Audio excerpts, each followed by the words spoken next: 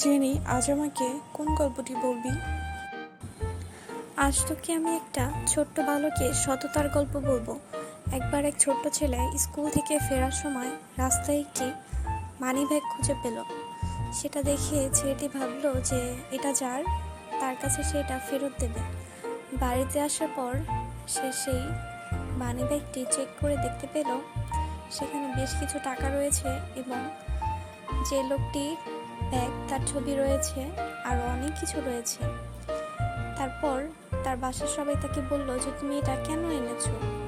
তখন সে বলল যে আমি এটা যার, তার কাছে ফেরত দেওয়ার জন্য এনেছি।